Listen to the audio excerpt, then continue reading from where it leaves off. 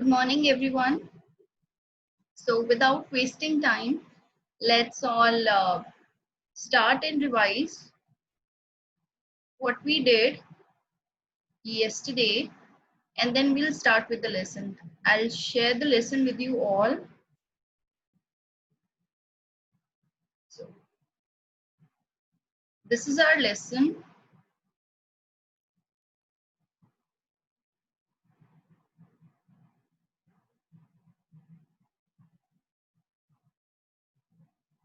Just a minute. Yes. This is our lesson, our rights and duties. So we'll quickly revise what we have done. Our rights and duties, these are, ये क्या है, हमारे अधिकार और हमारे कर्तव्य. यही किया था ना हमने कि हमारे अधिकार क्या है और हमारे कर्तव्य क्या है. ठीक है. द कॉन्स्टिट्यूशन ऑफ इंडिया, जो हमारे देश का संविधान है, उसने हमें भारत का नागरिक होने के नाते कुछ अधिकार और कुछ कर्तव्य दिए हैं. हमारे देश का संविधान बनाया था डॉक्टर B.R. अम्बेडकर ने. He is known as the father of Indian constitution, जिन्हें हमारे देश के संविधान का जनक माना जाता है. हमारे देश का संविधान दुनिया में सबसे बड़ा संविधान है और ये एक अकेला ऐसा संविधान है which was handwritten, which was not typed, which was not printed, जिसको ना ही प्रिंट किया गया था ना ही टाइप किया गया था. It was handwritten and it was written in Hindi as well as in English. और अभी भी इसकी जो एक्चुअल कॉपीज हैं, they are secured in the Parliament House in Delhi. Okay. 15th August को we got freedom and we celebrate Independence Day. 26 जनवरी को we celebrate what we celebrate Republic Day, क्योंकि इस दिन हमारा जो देश का संविधान है वो लागू किया गया था, अप्लाई किया गया था. On 26 November 1959 the constitution was passed and it came into force in 26 January 1950. Now the constitution has given us 7 fundamental rights. First is right to equality. That says all the people of India, all the citizens of India, Bharat के जितने भी नागरिक हैं, they will be given equal opportunities. उन्हें हर चीज की बराबर संभावनाएं दी जाएंगी क्योंकि वो बिल्कुल हर चीज में बराबर हैं. Okay. This we did yesterday, and this also right to freedom. We are free to express. We can assemble peacefully without violence. हम कहीं भी एक जगह एकत्र हो सकते हैं जहां पर हम हिंसा नहीं कर रहे हैं, अहिंसा के साथ. हम एसोसिएशन या यूनियन बनाने के लिए फ्री हैं. आप चाहें तो आप देश के अंदर कहीं भी जा सकते हैं, कोई भी प्रोफेशन कुछ भी अपना सकते हैं. सो हमारे संविधान ने हमें इसके लिए छूट दी है. Next is cultural and educational right.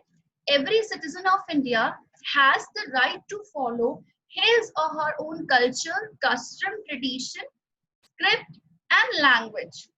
They have the right to establish and administer education institution of their choice.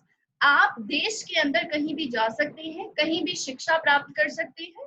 और अगर आप एक जगह से दूसरी जगह जा रहे हैं, एक शहर से दूसरे शहर, और from one city to another city, you can practice your own customs, your tradition, which your religion allow.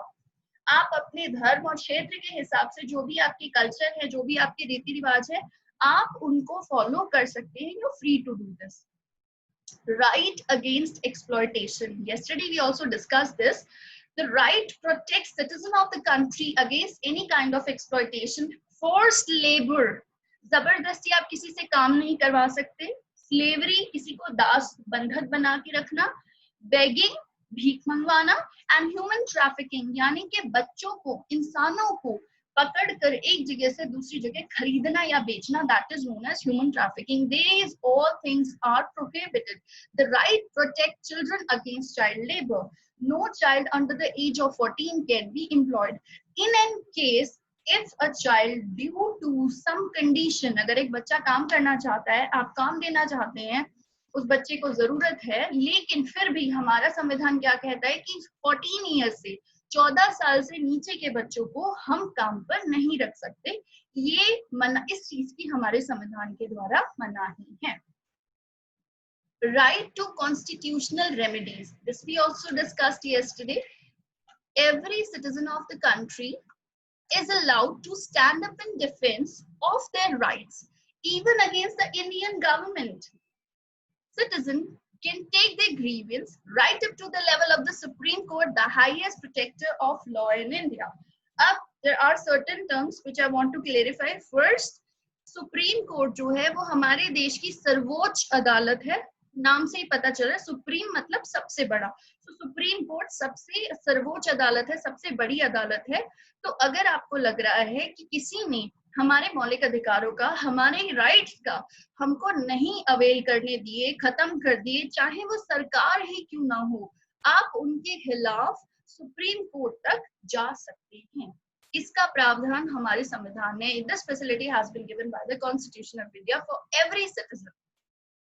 Now right to education. The right of children to free and compulsory education came into force on 1st April 2010. 1 अप्रैल 2010 को सरकार ने सर्व शिक्षा अभियान को लागू किया था. That means कि हर बच्चा जो 6 से 14 साल तक का है, the child between 6 to 14 must get a compulsory education. ठीक है, उसको कंपल्सरी है कि हर बच्चे को शिक्षा मिले. इसके लिए जितने भी सरकारी स्कूल्स हैं, जितने भी गवर्नमेंट स्कूल हैं, they are providing the free education up to for the child up to the age of 14. So 6 से 14 साल तक के बच्चों के लिए मुफ्त शिक्षा है, and that comes under right to education. Now there are 2-3 terms here at the bottom of the lesson. Human trafficking, transportation, harboring, receipt of people for the purpose of slavery or forced labor. लोगों से जबरदस्ती उनको दास बनाने के लिए, बंधक बनाने के लिए, ठीक है, लोगों को एक जगह से दूसरी जगह ट्रांसपोर्ट करना, खरीदना, बेचना, that is known as human trafficking. Grievance, a wrong considered as ground for complaint or something believed to cause distress. A complaint or resentment as against an unjust or unfair act. Grievance होता है अगर किसी ने कुछ गलत किया है तो उसके खिलाफ आवाज उठाना, आपका जो भी मेथड. अब तक हम बात कर रहे थे अधिकारों की. Now we'll talk about the duties, the fundamental duties. See, the Constitution of India, the government, they give us fundamental rights so that as a citizen we can live a happy life, we can live a good life. So we also have some duties for them, right? As our parents do a lot of things for us, they are giving so many things. So in return, what is our duty? It's our duty to respect them, to follow what they want, to help them. There are many ways by which we can help them. If we are obeying them, it's also a duty to obey what our parents are saying. Fundamental duties. अब हमारे देश की जो देश के प्रति हमारे जो कर्तव्य हैं वो क्या हैं? एज अ सिटीजन कॉन्स्टिट्यूशन ने हमें राइट्स दिए, लेकिन अब हमारी ड्यूटीज क्या हैं? ठीक है, there are certain fundamental duties that citizens of India are bound by. हम भारत का नागरिक होने के नाते कुछ हमारे कर्तव्य हैं जो जिनमें हम बंधे हुए हैं, वो हमें करने चाहिए, मॉरल ड्यूटी है. As citizen of India, we are morally bound to perform them. हम morally जो हैं, ठीक है, वो काम करने के लिए बंधे हुए हैं, क्योंकि हम भारत के नागरिक हैं. हमारे देश ने हमें इतना कुछ दिया है, हमें अधिकार दिए हैं, so that we can live a good life. So we have some moral duties towards our country. So what are these? Some of the fundamental duties are, अब हमारी तरफ से क्या कर्तव्य बनता है हमारे देश के लिए? To respect the Constitution of India, all government institution and laws, national flag, national symbol, national emblem. अब हमारा क्या कर्तव्य है कि हम हमारे देश के संविधान का, कॉन्स्टिट्यूशन का, गवर्नमेंट इंस्टीट्यूशन का, हमारी सरकार का, सरकार से जुड़ी हुई चीजों का, उन्होंने जो नियम बनाए हैं उनका, ठीक है, हमारे राष्ट्रीय ध्वज का, हमारे राष्ट्रीय चिन्ह जितने भी हैं, और हमारे राष्ट्रीय गान. नेशनल फ्लैग इज राष्ट्रीय ध्वज, जिसको हम झंडा बोलते हैं, हमारा तिरंगा. नेशनल सिंबल, राष्ट्रीय प्रतीक, जो चिन्ह हैं जितने जो हमारे देश से जुड़े हुए हैं, और नेशनल एनेथम, जिसको बोलते हैं राष्ट्रगान. हमें इन सबका सम्मान करना चाहिए, ठीक है। अब हम इनका सम्मान कैसे कर सकते हैं? जैसे क्या होता है कि जब भी नेशनल एंथम गाया जाता है हम लोग खड़े हो जाते हैं, so we are respecting them. National flag अगर हमारे घर पे है तो कुछ रूल्स है नेशनल फ्लैग लगाने के, कि जब हम 15 अगस्त या 26 जनवरी पर फ्लैग बनाते हैं तो फ्लैग कहीं गिरना नहीं चाहिए, पैरों में नहीं आना चाहिए, ठीक है। So we can show respect.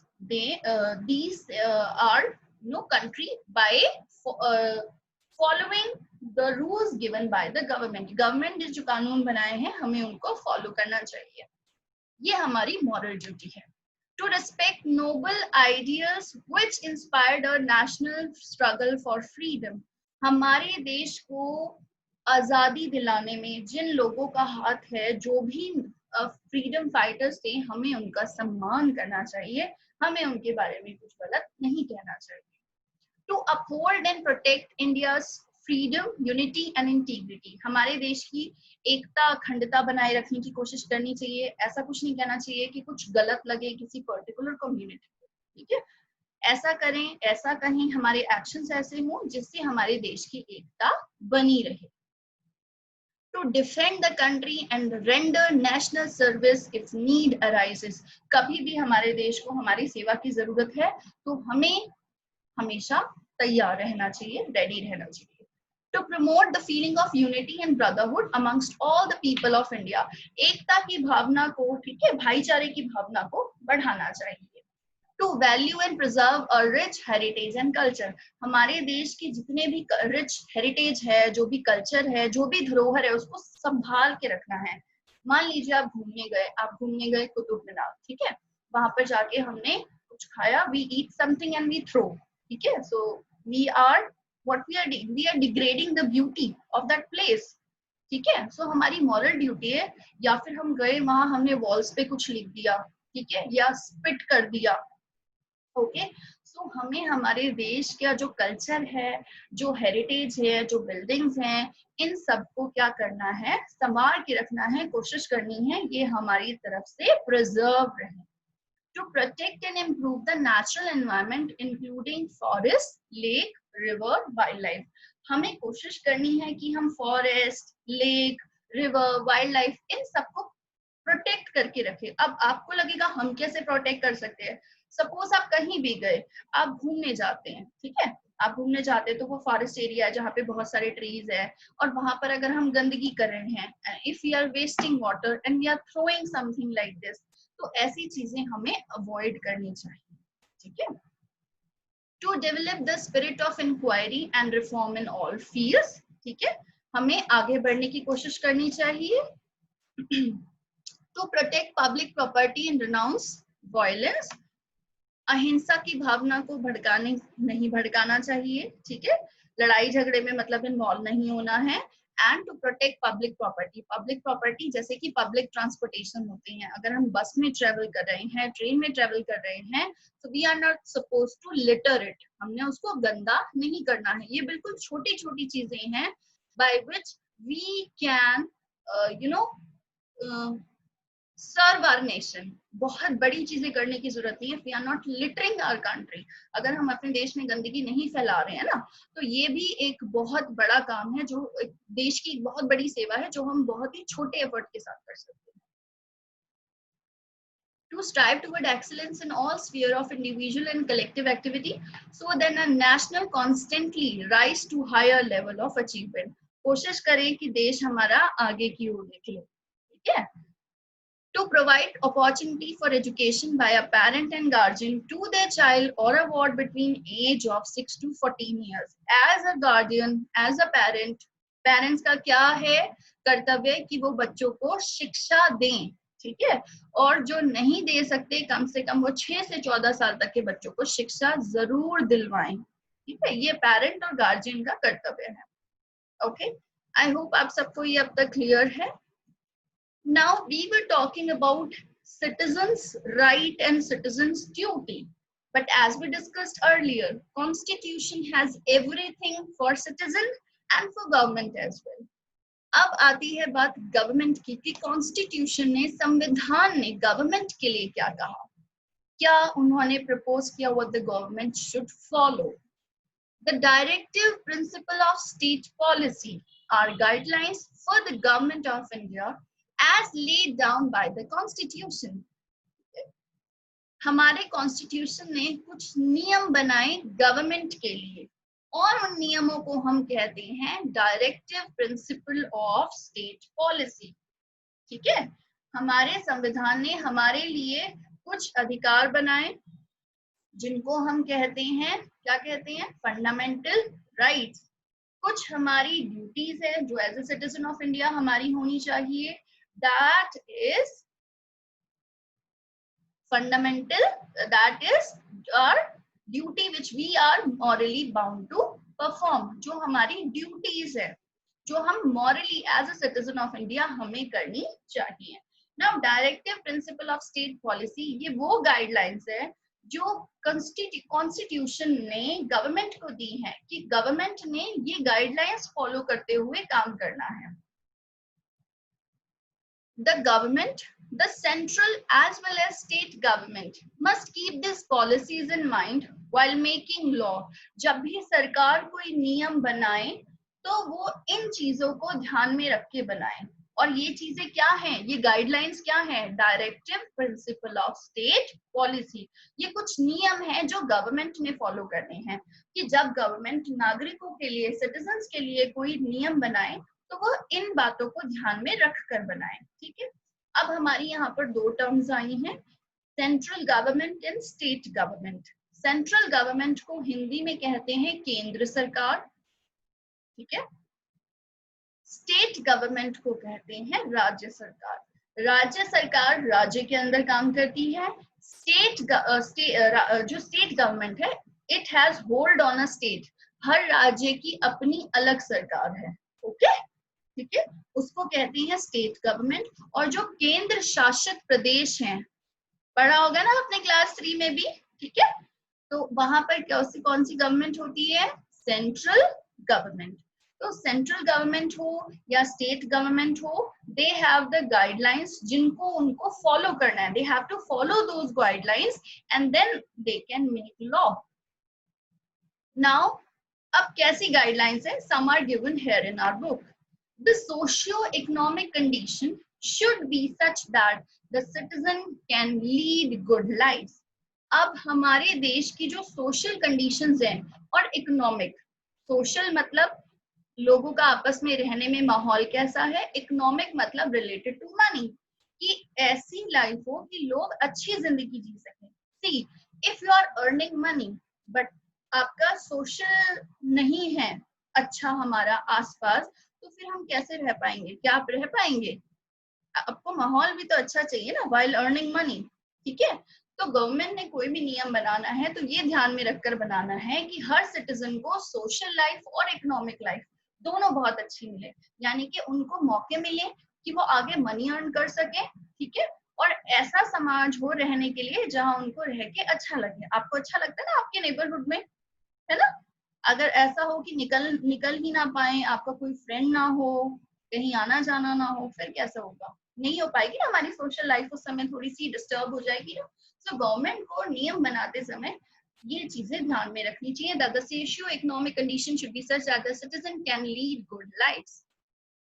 Now the government shall provide means of livelihood for all citizens, offering equal pay for equal work to both men and women. See, government का काम है कि मीन्स ऑफ लाइवलीहुड यानी कि रोजगार के मौके पैदा करना. ठीक है, कि वैकेंसीज निकालना, लोगों को मौका देना. ठीक है, कि वो मनी अर्न कर सकें. ओके, एंड और गवर्नमेंट को क्या ध्यान में रखना चाहिए कि एक जैसे काम के लिए, okay, for equal work equal pay should be given. कि अगर एक मेल और एक फीमेल एक जैसा काम कर रहे हैं तो उनकी सैलरीज, उनकी पे भी क्या होनी चाहिए, बिल्कुल इक्वल होनी चाहिए. और हमारा फंडामेंटल राइट भी ये कहता है, right to equality. The government shall ensure the prevention of child abuse and exploitation of weaker section of society. Prevention होता है बचना, चाइल्ड एब्यूज कि बच्चों का, ठीक है, या किसी भी व्यक्ति का कोई एक्सप्लॉयट ना कर सके, उनका गलत फायदा ना उठा सके, उनके मौलिक अधिकार जो फंडामेंटल राइट्स हैं उनको हर्ट ना कर सके, ठीक है। तो गवर्नमेंट को ये इंश्योर करना है। अब गवर्नमेंट ये कैसे इंश्योर करेगी कोई कुछ गलत ना करे? गवर्नमेंट क्या बनाती है? लॉ बनाती है। मतलब लॉ बनाती है ना, कि हमारे लॉ में हर गलती की एक सजा है। तो गवर्नमेंट ने कुछ लॉ बनाए कि अगर आप ऐसा करेंगे तो ये सजा होगी, ऐसा करेंगे तो ये सजा होगी। Children below the age of 14 years must be provided with free education.